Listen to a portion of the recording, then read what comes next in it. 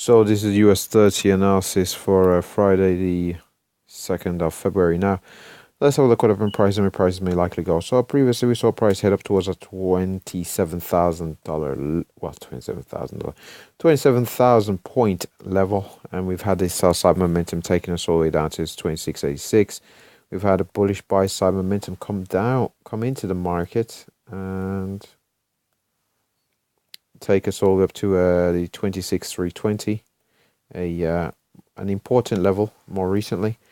And we've had a pullback all the way down beneath the 2686. We've gone up for a possibly what would have been a retest of that level, but we failed, and instead we posted a lower high as prices turned around. Now with the turnaround in prices, we headed down towards the 26,000 level. We did trade quite a bit below this 26,000 level. We traded all the way down to the very next, I would say it's a medium level. I wouldn't say it's a major level, but it's an important level nonetheless of 25,952. We traded as low as, let's just have a quick look. We traded as low as 26,941. So pretty much a solid test of that 26,952. From there, we saw bullish buy side momentum take us all the way up to the 26,268 level. In around the 26,268, we also add the added confluence of the 200 period moving average. From there, we saw sell side momentum take us all the way back down towards this 26,086 level, and that's where we are at present. So potentially, well, if we can continue to hold this 2686 level, we potentially have an inverted head and shoulders pattern, which could potentially see prices head up towards this 26,391. Now, let me just draw that out. So we found support here, but what I'm more interested in is this move downwards and the bullish buy side momentum that came in pretty close to the 2686 level. So we've got a shoulder there. We've had this move downwards all the way down to 26,952. We then saw bullish buy side momentum come into the market from this 26,952 level, 26,940, where it was the lows. We've had the move upwards towards the 200 period moving average. We saw the sell side momentum, and we do have with these wicks buy side momentum coming to the market. So we've got the shoulder, we've got the head, and now we've got the shoulder. So we've got shoulder, head, shoulder. If we can hold this 2686, potentially looking for a move back up towards this 26,320, beyond which we'll be looking for price head up towards our 26,391, around the 26,400 level. And beyond there, we'll see our price react towards the 26,507 before looking at 26,700 on the US 30. If, however, we don't have the inverted head and shoulders play out here with a hold of the 2686 level, we've got we do appear to be having some resistance here off the 200 period moving average. So we'll see prices possibly head back down towards this 400 period moving average. We'll see whether we do hold as support before looking to see how price reaction around this 26,952, beyond which we look for 25,879, and below that we've got a pretty big zone all the way down to this 25,700 level.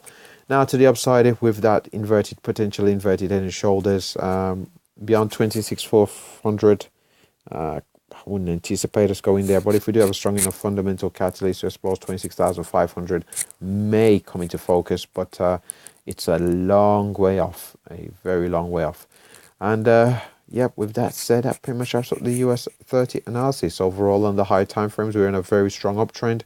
So if we do get these inverted head and shoulders, it would bring this current time frame, the hourly charts, the hourly time frame in alignment with the overall higher time frame trend, which is to the upside very strongly. But again, if we do break down, it's somewhat kind of trend.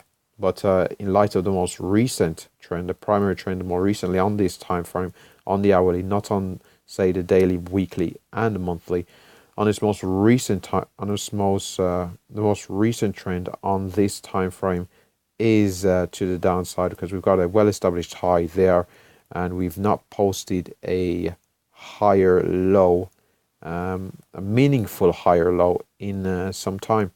So we couldn't say those are higher lows. We're pretty much there's a bit of the bottom there. We've had a pullback, and again we've not really. I suppose we've got a low there, potentially a higher low there for potentially inverted head and shoulders, but it's not established yet. As we've seen, we've not had the strong buy side momentum really into the market. So on this retest, we'll also see where we do get a very strong buy side momentum, potentially having us as our low, higher low, inverted head and shoulders, upside momentum play, bringing this alignment with the higher time frames.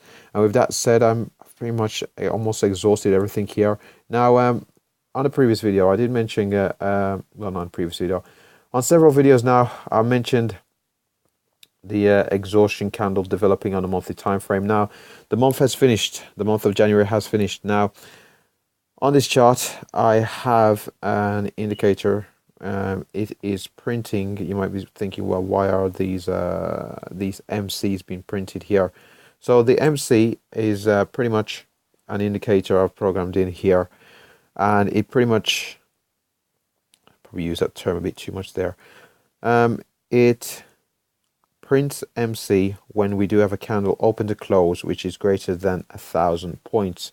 So what's the thinking behind that? Well, in the past, pretty much once we have a candle which posts 1,000 points or more, on this occasion I've got it as 1,200 points now, 1,000 points or more, what usually happens is price reverses. So on this occasion we had 1,000, over 1,000, 1,200 points here, because it's at 1,200 points. Sorry. What pretty much happens is prices tend not to trade much below the low, or trade similar to the range of the candle. So say it's 1,000 points. From the close of the candle, let's just play this out. So from the close of the candle here, and say if you were to go for a one-to-one, say you were to say 1,200 points to the downside or whatever it is, prices are less likely, from what I've studied so far, to head down that 1,000 points or whatever, however you've programmed the candle, than it is to head back up. So on this occasion, you would have seen this posted just over 1,200 points, and at the close of the candle, as you can see, we've not posted all the way down that 1,000 points, 1,200 points on this occasion. What we have traded is above the high of the candle. So we've got the open of the candle, well, the high is around the 17,736, the 17,736, and as we can see, on this candle we've traded as 7,849. On this candle here again, this bullish candle, which validated the theory here. This candle on the 8th, was that the August candle? Yes, August 2015. On this bullish candle here on the 10th, so the October 2015, again, as we can see, we've traded below the low. So the low of the candle was 16,007. As you can see on this candle here, again, this candle was not 1,200 points, so it does not qualify, but it did trade down all the way down to 15,448. So it did validate the thesis again. So what's the importance of all this? Well, the importance of all this, over here to your left, again, we've posted 1,000 points on this candle here, well over 1,200 points on this candle. This was 2001. Wow, quite some way. Instead of one, we've posted 1,000 points here. Height of the candle is all the way up at 10,000. As you can see, we definitely didn't trade below 1,200 points below the candle. Next month was a bullish month, and as we can see, we invalidated the candle on this bearish candle just here. Is it? Yes, 10,300 was the high there, 10,182. So we invalidated the candle, so it's somewhat counter trend. It's almost an exhaustion measure. When I was using 1,000 points, this is where I found an occasion where it hasn't worked. This was in 2008, so this was the height of the financial crisis. And what I did find was this candle here, if I were to program it in, this candle here was 1,000 points, and we did trade beneath it by quite a bit, thus invalidating. So it was an error, it was a bad signal, and nothing's foolproof in these markets. Markets can go on a hell of a lot longer than well, there's saying markets can stay irrational longer than you can stay solvent. So on this occasion, in 2009, so when I used 1,000 points instead of 1,200 points, what we did have was this candle here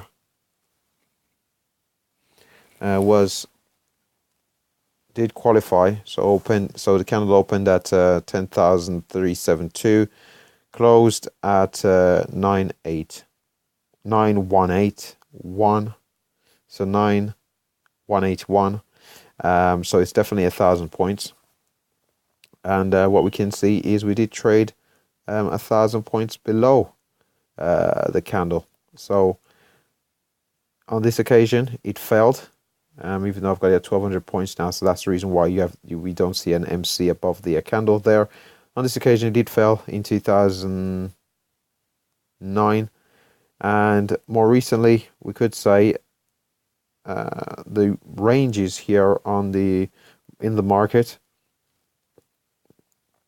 are somewhat higher. So this 1,200 points or so thesis may become invalid, especially as we are trading about 26,000. When we were looking at the market here in 2008, we were looking at a market that was hanging around the 10,000, 11,000 points, was about 10% in a month. The market was in around that 10,000 level again, so it's about 10%. So in reality, let's see where we are. So 2000. So in reality, I should be looking at 10% gain within a month. And on this occasion, we'll be looking at over 2,000 points on the Dow. 2,000 points here on the Dow, and in 2018. Now, the candle opened, the month of January opened at 24,711, and we closed at 26,174. So ideally, we would have needed the candle to close pretty much in around the 27,000 level. So we've pulled back. The thing about it is we pulled back quite a bit, because we traded as high as 26,699. Pulled back quite a bit, which isn't ideal, but it's still over the 1,200 points. So I'm just going to use it. So what I'm expecting here, I'm expecting prices to head beneath the low, so head down towards this 24,711 before we head up towards, say, the 27,174. So let's put that on the chart. Oh my, what's happened there? Let's just put it on the chart. So we're just going to mark this out in an orange. And we're going to say 27,174. And in a style, we're going to say, we're going to write in here. Nobody's probably watching this video right now. In here, we're going to write invalidation of 1,200. So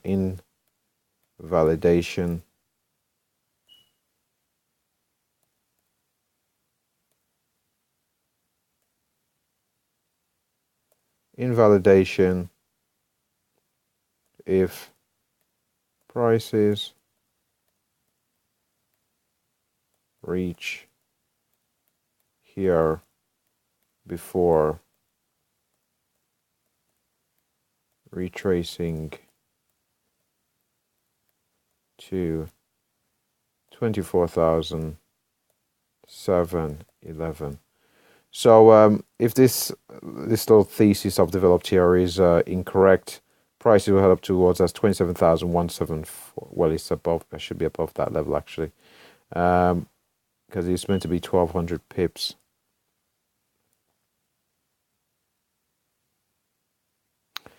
So let's just go back to the coordinates, and we are going to add another 200 pips here. 374. There we go. There we are. So we've now established that level. So if we head over to the hourly chart, what's happened here? So if we head over to the hourly chart, and there is that level all the way up there.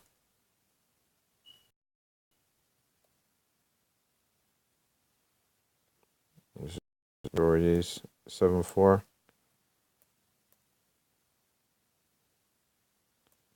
And 7,374.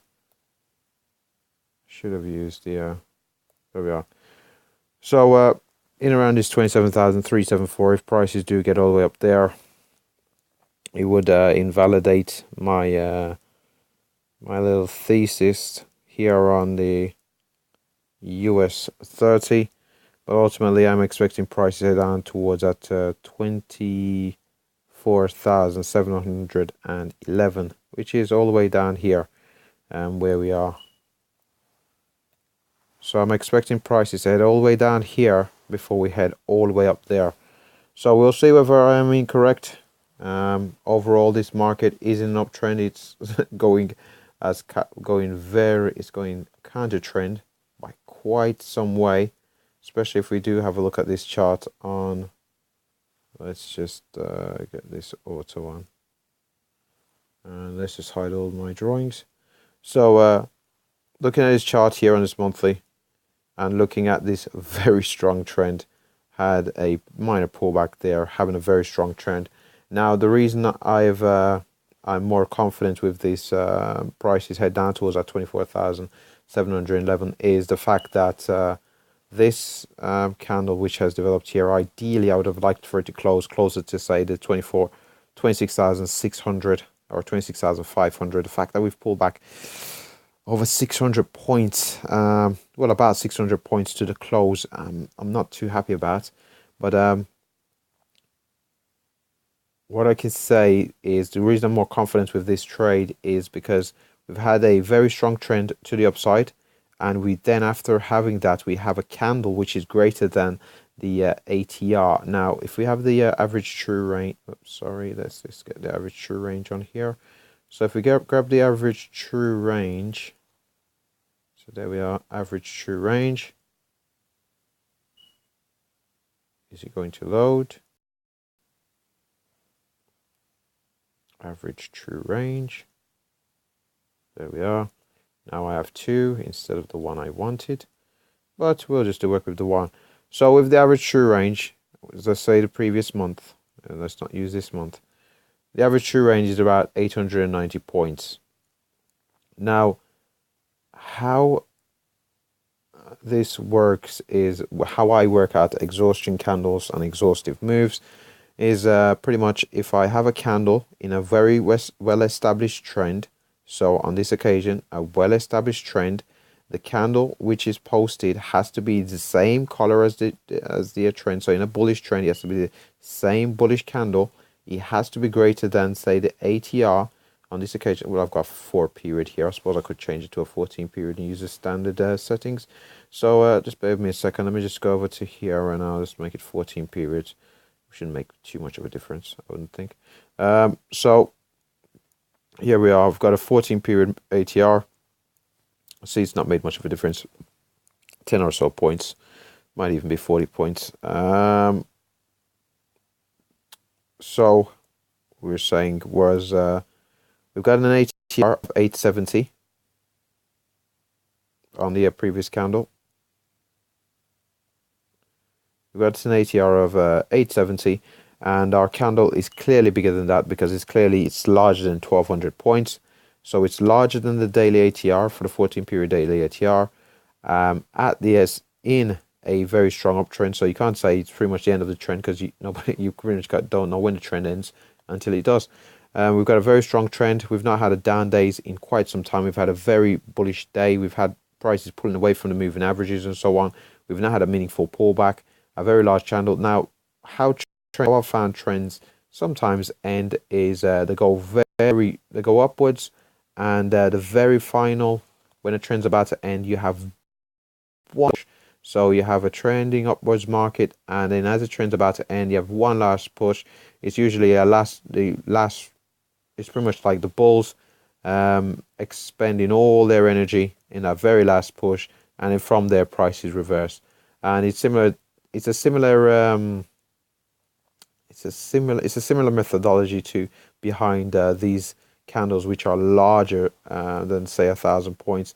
It's one large push by the bears, and then the market reverses as bulls re-enter the market as the bears get exhausted. On this occasion, it's one large push by the bulls, and as they get exhausted, I expect bears to come back into the market, and thus somewhat invalidating the very large candle. Now, in an uptrend, the bulls are buying, and we've got an exhaustive candle which is larger than the daily ATR. Well, the monthly ATR, sorry, on this occasion, larger than the monthly ATR. Very strong trend, candle larger than the monthly ATR. So I'm expecting a pullback from here, as I would expect this to be an exhaustion candle. Again, there are issues with this candle due to the fact that it has pulled back near enough 600 points from its highs, which isn't ideal, but I'm still going to take it nonetheless, and I'll see whether I am incorrect or not going forward. We do have out of hours earnings and all the rest of it, so we'll see how it establishes itself, whether it does take a next month, in this month of February or March, for prices head down towards my target of the 24,711, or my invalidation level all the way up at 27,374. And with that said, that pretty much wraps up the US 30 video. If you've watched this entire video, thanks for being patient. If you haven't watched the video, I will just if you haven't watched the video, well, you wouldn't be hearing this comment now anyway. So thanks for watching if you have watched the video all the way to this point, and I'll see you next week.